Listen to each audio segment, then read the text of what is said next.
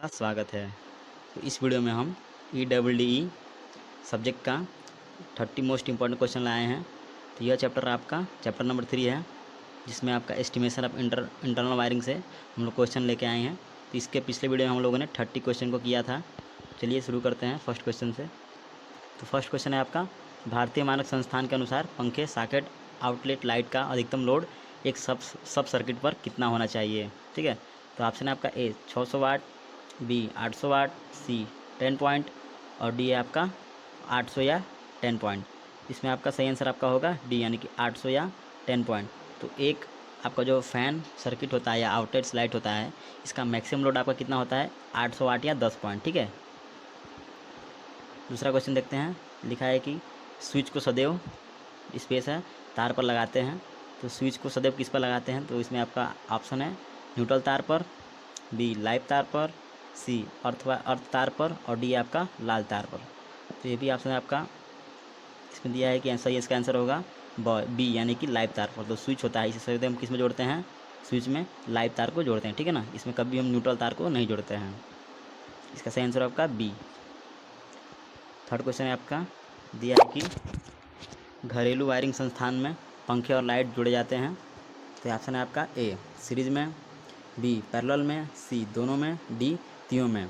तो इसमें आपका सही ऑप्शन होगा बी, यानी कि पैरेलल में। तो घरेलू वायरिंग संस्थान में पंखे और लाइट हम लोग इसमें जोड़ते हैं, पैरेलल में जोड़ते हैं। ठीक है, फोर्थ नंबर क्वेश्चन है दिया है कि double pole single throw switch क्या निर्धारित करता है।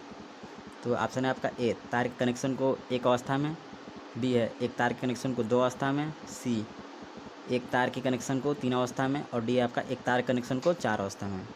जो double pole single throw switch होता है, ये क्या करता है आपका एक तार के कनेक्शन को तीन अवस्था में नियंत्रित करता है। ठीक है ना, इसमें आपका सही आंसर होगा सी। नेक्स्ट क्वेश्चन देखते हैं। दिया है कि 2 वे सिंगल पोल नियंत्रित करते हैं।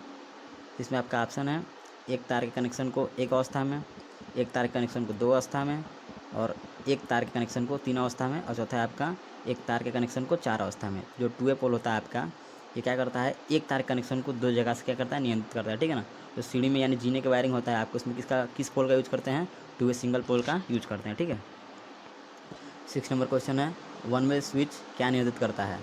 तो ऑप्शन है आपका एक तार के कनेक्शन के एक अवस्था में, एक तार के कनेक्शन को दो अवस्था में, अगला है आपका एक तार के कनेक्शन को तीन अवस्था में और डी है आपका एक तार के कनेक्शन को चार अवस्था में। तो 1 वे स्विच तो नाम ही से पता चल जा रहा है, तो इसका सही ऑप्शन होगा आपका ए, यानी कि एक तार के कनेक्शन को एक अवस्था में। 7 नंबर क्वेश्चन देखते हैं। दिया है कि कंड्यूट वायरिंग में आउटगोइंग और रिटर्न केबल एक ही कंड्यूट में डाली जाती है। तो ऑप्शन है आपका ए ताकि कम स्थान घेरे, बी है आपका कंड्यूट की संख्या कम करने के लिए, सी है आपका एडी करंट और हिस्टेरिसिस हानि के कारण धातु के कंड्यूट को गर्म होने से बचाने के लिए और डी आपका उपरोक्त सभी। तो आपका प्रश्न के अनुसार दिया है कि कंड्यूट वायरिंग में आउटगोइंग और रिटर्न केबल एक ही कंड्यूट में डाली जाती है। ठीक है, इसमें आपका जो सही आंसर आपका होगा सी, यानी कि एडी करंट और हिस्टेरिसिस हानियों के कारण धातु के कंड्यूट पाइप को गर्म होने से बचाने के लिए क्या करते हैं हम कि आउटगोइंग और रिटर्न केबल को एक ही कंड्यूट में डाला जाता है। ठीक है, 8 नंबर क्वेश्चन देखते हैं। दिया है कि वायरिंग का प्रकार स्पेस करके पर निर्भर करता है। तो वायरिंग का प्रकार किस पर निर्भर करता है। तो ऑप्शन है आपका स्थान और उपभोक्ताओं का बजट, बी अस्थायित्व और लागत, सी है आपका सुरक्षा और उपस्थिति, डी आपका उपरोक्त ऊपर के सभी। तो ये सभी आंसर आपके सही होंगे। ठीक है ना, वायरिंग के प्रकार इन सभी पर डिपेंड करता है। 9 नंबर क्वेश्चन देखते हैं। दिया है कि बिजली की चोरी रोकने के लिए कौन सा कदम उठाया जाता है। तो एक क्वेश्चन ऑप्शन है आपका मीटर की मूवमेंट को सील कर देते हैं, डी है मीटर के टर्मिनल सील कर देते हैं, सी आपका मीटर के बाद सप्लायर फ्यूज लगाते हैं और डी आपका उपरोक्त सभी। तो इसमें आपका जो सही आंसर आपका होगा डी, यानी कि बिजली की चोरी रोकने के लिए हम क्या करते हैं मीटर के मूवमेंट को सील कर देते हैं, मीटर के टर्मिनल सील कर देते हैं और सी आपका मीटर के बाद सप्लायर फ्यूज लगा देते हैं। ठीक है, तो बिजली की चोरी बचाने के इन सभी कदमों को प्रयोग किया जाता है। 10 नंबर क्वेश्चन देखते हैं। दिया है कि घरेलू प्रतिष्ठानों में उपयोग किए जाने वाला आंतरिक वायरिंग के प्रकार स्पेस करके हैं। तो ऑप्शन है आपका एक क्लियरिंग वायरिंग यानी क्लिट वायरिंग है ये, और बी है आपका CTS या RTS वायरिंग, सी आपका धातु अथवा PVC नली तारों, डी आपका उपरोक्त सभी। तो इसमें आपका जो सही आंसर आपका होगा डी, यानी कि उपरोक्त सभी। तो घरेलू प्रतिष्ठानों में हम इन सभी वायरिंग का प्रयोग करते हैं। 11 क्वेश्चन है कि स्पेस करके दिया है वायरिंग केवल अस्थायी प्रतिष्ठानों के लिए अनुशंसित है। तो ऑप्शन है आपका ए क्लिट, बी RTS, सी धातु, डी PVC कंड्यूट या PVC कैपिंग। तो इसमें आपका सही आंसर आपका होगा ए, यानी क्लीट। तो क्लीट वायरिंग आपका होता है, जो हम किसके लिए यूज करते हैं, अस्थायी प्रतिष्ठानों के लिए करते हैं, ठीक है ना। और यहाँ पे जो कंडक्ट वायरिंग होता है इसका क्या करते हैं, परमानेंट वायरिंग के लिए करते हैं, ठीक है ना। ये इंटरनल वायरिंग होता है। इसके बाद से आपका 12 नंबर क्वेश्चन है, दिया है कि तार स्थापन के लिए क्लीट पेयर का स्पेस करके दिया है, आधा भाग होता है। तो तार स्थापन के लिए जो क्लीट पेयर होता है उसी के बारे में पूछ रहा है। तो ऑप्शन है आपका ए चोटी, बी मध्य, सी तल, डी आपका ये सभी। जो आपका तार स्थापन के लिए जो क्लीट पेयर होता है इसमें आपका जो तल होता है क्या होता है, ये क्या आधा भाग होता है, ठीक है। इसमें आपका सी ऑप्शन सही है। 30 नंबर क्वेश्चन देखते हैं, दिया है कि स्पेस करके क्लीट पेयर के आधे हिस्से का उपयोग केबल को पकड़ने के लिए किया जाता है। तो ऑप्शन है आपका ए शीर्ष, बी आपका मध्य, सी तल और डी आपका यह सभी। तो इसमें जो आपका सही आंसर होगा आपका सी होगा, यानी कि सॉरी ए होगा। तो शीर्ष क्लीट पेयर के आधे हिस्से का उपयोग केबल को पकड़ने के लिए किया जाता है, ठीक है। इसमें आपका ए आंसर सही होगा। 10 नंबर क्वेश्चन देखते हैं, दिया है कि एक 40 वाट लैम्प फिलामेंट लैम्प, इसका बता रहा है कि एक 40 वाट फिलामेंट होता है आपका। तो ये ऑप्शन है 40 वाट फ्लोरोसेंट ट्यूब के बराबर करंट लेता है, बी 40 वाट फ्लोरोसेंट ट्यूब से ज़्यादा करंट लेता है, सी आपका 40 वाट फ्लोरोसेंट ट्यूब से कम करंट लेता है, और डी आपका उपरोक्त में से कोई नहीं।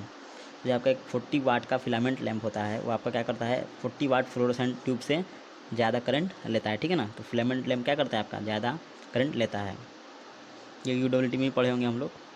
तो इस बात से 50 नंबर क्वेश्चन देखते हैं, दिया है कि AC सप्लाई पर फ्लोरोसेंट ट्यूब में चोक लगाने का उद्देश्य है। तो ऑप्शन है आपका ए ट्यूबलाइट जलने पर दिया है कि ट्यूबलाइट जलने पर करंट नियंत्रित करने के लिए, बी ट्यूब को स्टार्ट करने के लिए, हाई वोल्टेज किक देने के लिए, और सी आपका उपरोक्त दोनों, और डी आपका कोई भी नहीं। इसमें आपका सही आंसर आपका होगा उपरोक्त दोनों, यानी कि जो AC सप्लाई पर जो फ्लोरोसेंट में चोक लगा होता है उसका मुख्य उद्देश्य आपका ट्यूबलाइट जलने पर करंट नियंत्रित करने के लिए और तथा ट्यूब को स्टार्ट करने के लिए, हाई वोल्टेज किक देने के लिए, ठीक है। 6 तो 17 नंबर क्वेश्चन है आपका, दिया है कि घर की वायरिंग में लूपिंग प्रणाली में न्यूट्रल इन और आउट कहाँ से लूप किया जाता है, ठीक है। तो ऑप्शन है आपका ए लैम्प होल्डर से, बी सॉकेट से, सी सीलिंग रोज से, डी आपका उपरोक्त सभी से। जो घर की वायरिंग में जो लूपिंग प्रणाली होती है इसमें न्यूट्रल इन और आउट जो लेट होता है आपका, ये हम कहाँ से उपयोग करते हैं, आपका लैम्प होल्डर से, सॉकेट से, सीलिंग रोज से, यानी कि इन सभी से हम लूपिंग प्रणाली में न्यूट्रल इन का उपयोग करते हैं, ठीक है ना।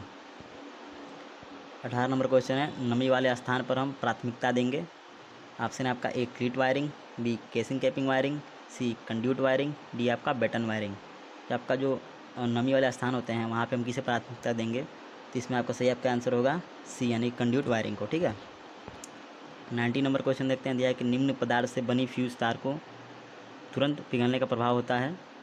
तो ऑप्शन है आपका A lead tin alloy, B copper, C चांदी, डी कोई भी। तो जो आपका लेड टिन एलॉय होता है ये क्या होता है, आपका फ्यूज तार का तुरंत पिघलने का प्रभाव होता है, ठीक है। इसमें आपका ए आंसर सही होगा। 20 नंबर आपका क्वेश्चन दिया है कि वायरिंग घरेलू प्रतिष्ठानों के लिए उपयोग की जाने वाली सभी प्रकार की इंटरनल वायरिंग सबसे सस्ती है जो। तो आपका ऑप्शन है ए क्लीट, बी RTS, सी धातु, डी आपका PVC नली या PVC कैपिंग। तो इसमें आपका सही आंसर होगा आपका क्लीट, यानी कि जो क्लीट वायरिंग होती है क्या होती है, आपकी सबसे सस्ती मेथड होती है, ठीक है। 21 नंबर क्वेश्चन है, यहाँ पे दिया है कि main switch distribution board energy meter को न्यूनतम फर्श से कितनी मीटर ऊंचाई पर लगाते हैं। तो इसमें आपका आंसर होगा 1.5 मीटर, यानी कि main switch distribution board energy meter को हम फर्श से इन सभी की ऊंचाई आप कितनी मीटर होनी चाहिए, न्यूनतम 1.5 मीटर, ठीक है। 22 नंबर क्वेश्चन देखते हैं, कह रहा है कि मेन स्विच से डिस्ट्रीब्यूशन बोर्ड को कितनी मीटर की दूरी पर लगाना चाहिए। इसमें आपका आंसर होगा 0.5 मीटर की दूरी पर, ठीक है ना। तो मेन स्विच और डिस्ट्रीब्यूशन बोर्ड की जो बीच की दूरी होती है आपकी 0.5 मीटर की दूरी पर होती है। और 23 नंबर क्वेश्चन आपका दिया है कि एक पावर सर्किट में अधिकतम कितने पॉइंट और लोड को सहन करने की क्षमता होती है। इसमें आपका आंसर होगा मैक्सिमम 2 पॉइंट, यानी कि एक पावर सर्किट जो होता है उसमें आपका कितना पॉइंट बन सकता है, 2 पॉइंट, ठीक है ना। और जो इसकी क्षमता होती है वाट में, वो आपकी कितनी होती है, मैक्सिमम वाट 3000 वाट, ठीक है। और ये आपका होता है आपका 15 एम्पियर के सॉकेट में इसको स्थापित करते हैं, ठीक है। तो हीटर का जैसे हो गया आपका, ठीक है ना, कूलर का हो गया, तो ये सही 15 एम्पियर के सॉकेट में होते हैं। और लाइट फैन वाला आपका 5 एम्पियर के सॉकेट में हम लोग स्थापित करते हैं। इसका से दिया 24 नंबर क्वेश्चन की पॉइंट को फर्श से न्यूनतम कितनी मीटर की ऊंचाई पर स्थापित करते हैं। जो आपका लाइट पॉइंट होता है, आपका जो बल्ब लगता है ऊपर की ओर, तो उसका जो फर्श से उसकी डिस्टेंस होती है न्यूनतम, अब कितनी मीटर होनी चाहिए आपकी, 2.5 मीटर। ठीक है। इसके बाद से 25 नंबर क्वेश्चन दिया है कि हॉरिजॉन्टल रंग को सीलिंग से कितनी मीटर की दूरी नीचे लगाना चाहिए। इसकी जो हॉरिजॉन्टल रंग, जैसे मान लीजिए सीलिंग हो गया, सीलिंग और हॉरिजॉन्टल रंग के मध्य आपका दूरी कितना होना चाहिए, आपका न्यूनतम 0.5 मीटर। यानी कि यहाँ पे हॉरिजॉन्टल रंग कह रहा है, जैसे कि हम कोई भी कंड्यूट पाइप को जब ऊपर की ओर बिछाते हैं तो उसे क्या कहते हैं, क्षैतिज दिशा में अगर बिछाते हैं उस पाइप को, उसे हॉरिजॉन्टल रंग कहते हैं। और यदि उसे ऊर्ध्वाधर दिशा में हम ले आते हैं ऊपर की ओर, उसे हम क्या कहते हैं, वर्टिकल रंग कहते हैं। ठीक है ना। इसको अच्छे से समझ लीजिएगा, बुक में अभी अच्छे से बहुत दिया है। तो हॉरिजॉन्टल रंग को सीलिंग से हम कितनी मीटर नीचे लगाते हैं, 0.5 मीटर। ठीक है। छत से हॉरिजॉन्टल रंग के बीच की दूरी आपकी 0.5 मीटर होती है, और फर्श से हॉरिजॉन्टल रंग की बीच की दूरी आपकी 3.5 मीटर होती है, और पावर वायरिंग में ये 2.5 से 4 मीटर तक होता है। ठीक है ना। हॉरिजॉन्टल रंग और सीलिंग के मध्य हॉरिजॉन्टल रंग और फर्श के मध्य आपका जो दूरी होता है पावर वायरिंग में, वो 2.5 से 4 मीटर तक होता है। इसका 26 नंबर क्वेश्चन है, दिया है कि ICDP और TBIC का पूरा नाम क्या होता है। तो इसको देख लीजिए। इसमें आपका होगा ICDP का पूरा फुल फॉर्म आपका होगा iron clad double pole switch. ठीक है। और TBIC का फुल फॉर्म आपका होगा ट्रिपल पोल आयरन क्लेड। ठीक है ना। तो यहाँ पे इसे ICTB भी कह सकते हैं या फिर TBIC भी हो सकता है ये। ठीक है ना। इसको देख लीजिएगा आप लोग। 27 नंबर क्वेश्चन है, इसमें कह रहा है कि फर्श से पंखे की न्यूनतम हाइट कितनी मीटर होनी चाहिए। तो इसका आपका आंसर होगा 2.55 मीटर। यानी कि जो फर्श है और जो पंखे लगते हैं उसकी न्यूनतम बीच की मध्य की दूरी आपकी 2.55 मीटर होता है। और यदि आपका 5 एम्पियर का सॉकेट है तो उसकी जो पावर होती है आपकी 100 वाट होती है, और 15 एम्पियर का सॉकेट है तो उसका आपका 1000 वाट होता है। ठीक है। यदि एक फ़ैन का जो आपका वाट होता है, यानी कि पावर होता है आपका 60 वाट का होता है, एक बल्ब का आपका 60 वाट का होता है। ठीक है। और जो स्विच बोर्ड होता है, फर्श से 5 एम्पियर का सॉकेट जो लगता है आपका, यानी स्विच बोर्ड 5 एम्पियर का, फर्श से और स्विच बोर्ड की मध्य की दूरी आपकी कितनी मीटर होगी, 1.25 मीटर की हाइट पर होता है। ठीक है ना। फर्श से स्विच बोर्ड का जो आपका हाइट होगा आपका 1.25 मीटर पर होता है। ठीक है। इस पर देख लीजिए अच्छे से, इसे 3-4 क्वेश्चन आराम से बन जाएंगे। ठीक है। इसके बाद से 28 नंबर क्वेश्चन है, दिया है कि सभी लाइट फैन सर्किट में किस साइज़ का वायर प्रयोग करते हैं। ठीक है ना। तो जो लाइट फैन आपका सर्किट होता है उसमें आपको जो वायर का यूज करते हैं हम, उसका यहाँ पे उसका क्षेत्रफल यानी पूछ रहा है इसमें। इसका आंसर आपका होगा, यदि तार आपका कापर का है तो उसमें आपका 0.98 mm² का लगाते हैं, और यदि एल्यूमिनियम का है आपका तो उसमें आपका 1.5 mm² का लगाएंगे। ठीक है। और यदि आपका पावर सर्किट, जैसे मान लीजिए कि मोटर हो गया आपका, ठीक है ना, मोटर या फिर कूलर हो गया, ये सब जो पावर सर्किट 15 एम्पियर के सॉकेट होते हैं उसमें आपको जो तार यूज करते हैं, मगर यदि कापर का तार होगा वो तो 1.93 mm² का लगाएंगे, और यदि वो एल्यूमिनियम का होगा आपका तो उसमें आपको 2.5 mm² का लगाएंगे। ठीक है। इस क्वेश्चन को अच्छे से देख लीजिएगा। इसका 9 नंबर क्वेश्चन है, दिया है इसमें कि horizontal run and vertical run में गुल्लियों को लगाने की न्यूनतम दूरी कितनी मीटर होनी चाहिए। ठीक है। तो यदि आपका हॉरिजॉन्टल रन है, यानी कि 36 रूप में आपका दिया है, उसमें आपका जो गुल्लियों के लगाने के बीच की न्यूनतम दूरी आपकी होगी 10 सेंटीमीटर पर। ठीक है ना। और ये आपका ऊर्ध्वाधर अभी कोई पाइप जा रहा है ऊपर की ओर, और मान लीजिए जैसे क्लीट वायरिंग है। ठीक है ना। और आपका ऊर्ध्वाधर दिशा में हम ले जा रहे हैं, तो जो गुल्लियाँ हम स्थापित करेंगे आपका न्यूनतम 2 गुल्लियों के मध्य की दूरी आपकी 15 सेंटीमीटर होगा। ठीक है ना। इससे आपका न्यूमेरिकली बन जाएगा। जैसे मान लीजिए कि दिया है क्लीट वायरिंग है। ठीक है ना। यदि क्लीट वायरिंग है आपका, उसका जो ऊपर ले जा रहे हैं उसकी हॉरिजॉन्टल रूप में आपका जो दूरी है आपका 1 मीटर है, तो उसमें न्यूनतम कितने गुल्लियों का हम प्रयोग करेंगे। तो इसका आपका आंसर हो जाएगा, यानी कि 1 मीटर में आपका 100 सेंटीमीटर होता है, उससे यदि हम 10 से डिवाइड करेंगे तो आपका कितना बन जाएगा, आपका 10। ठीक है ना। यानी कि 10 गुल्लियों का हम यूज करेंगे।